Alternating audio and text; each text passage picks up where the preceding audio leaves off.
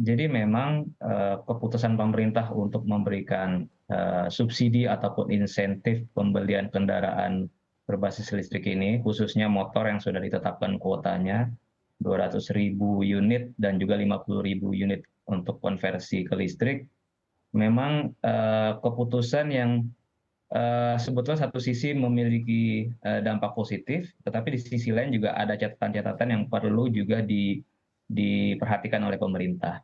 Nah, saat ini kan memang kondisinya kita tahu bahwa kita di sektor transportasi sangat bergantung dengan bahan bakar fosil, khususnya BBM.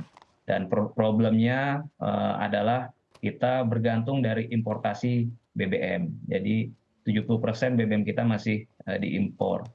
Dan kemudian kalau kita bicara spesifik kendaraan roda dua motor yang saat ini menjadi sasaran prioritas pemerintah untuk insentif motor listrik ini, jumlah motor berbasis BBM di Indonesia saat ini sekitar 8,7 juta unit, gitu. Artinya cukup besar jumlahnya. Nah, ketika pemerintah memberikan insentif tadi kan diharapkan ya dari 8,7 juta unit motor berbasis BBM tadi ini secara bertahap bisa digantikan dengan motor berbasis listrik. Nah, memang ada potensi-potensi penghematan yang akan diperoleh pemerintah ya dari peralihan motor BBM ke motor listrik ini. Yang pertama, kalau dari versi pemerintah memang diperkirakan ada sekitar 165.000 kiloliter BBM yang bisa dihemat ya dari adanya motor listrik. Nah, saya punya simulasinya, estimasi kira-kira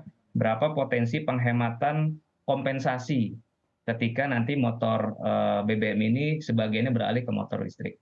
Yang pertama, kita bicara motor listrik. Motor listrik ini asumsikan satu unit motor itu bisa konsumsinya 2,2 kilowatt hour per hari. Itu per tahun saya hitung kurang lebih per motor 660 kilowatt hour kWh.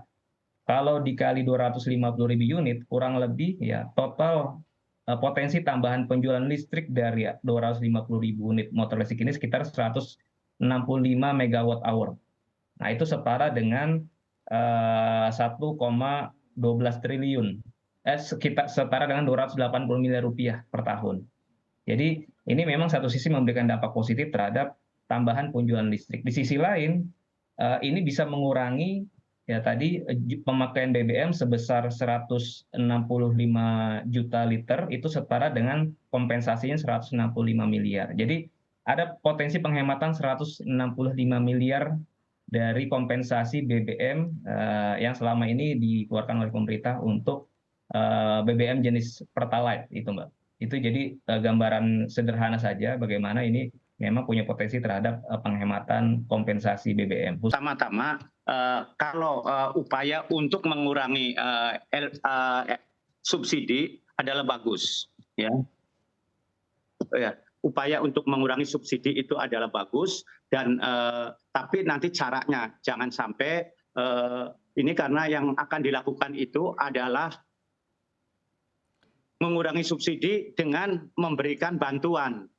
Bantuan itu tadi disebutkan ini bukan dari pemerintah loh, kalau yang 7 juta tuh apa gitu kan, bantuan itu yang namanya subsidi. Jadi ini subsidi dikurangi ditambah dengan membuka subsidi yang baru. Nah, pertama itu, jadi ini mesti dikaji betul. Yang kedua, upaya kita untuk mengganti BBM itu sudah berkali-kali. Dulu pemerintah membagi-bagikan konverter LPG ke pemilik mobil-mobil, baik itu di pemerintah maupun di luar pemerintah, dan itu cukup banyak juga, besar juga biayanya. Akhirnya itu kan sekarang nggak tampak sama sekali hasilnya, dan konverternya juga nggak tahu kemana. Jadi gini, kalau kita bicara mengenai pemakaian energi atau pemakaian BBM khususnya, yang akan menentukan adalah comfortability atau kenyamanan daripada pemakai. Dulu waktu digantikan dengan LPG, kenapa tidak berhasil? Karena tidak nyaman. karena tidak nyaman. Kalau mau ganti susah, lalu ada ketentuan yang benarnya itu nggak boleh parkir di dalam underground, kalau di mall atau di apa itu nggak boleh kalau mobil LPG, sehingga akhirnya itu program itu ya membuang biaya yang cukup besar, hasilnya nggak ada. Nah sekarang kalau ini dilakukan, kaji dampaknya kenyamanan dari orang yang memakai itu, memakai kendaraan listrik itu. Kalau misalkan tidak nyaman dengan misalkan ngisi baterainya itu lama dan itu tidak sederhana, lalu tidak di sembarangan tempat, maka itu pasti akan banyak gagalnya daripada berhasilnya. Itu. Nah, lalu pikirkan juga secara overall, jangan sampai ini kayak balon gitu, dipencet sini gelembungnya di sana, dipencet di sana gelembungnya di tempat lain lagi. Karena benar kata Mas Abra tadi, harus overall. Kalau ini subsidi, pemakaian kendaraan listrik digenjot, mungkin di Jawa masih agak nggak ada pengaruhnya terhadap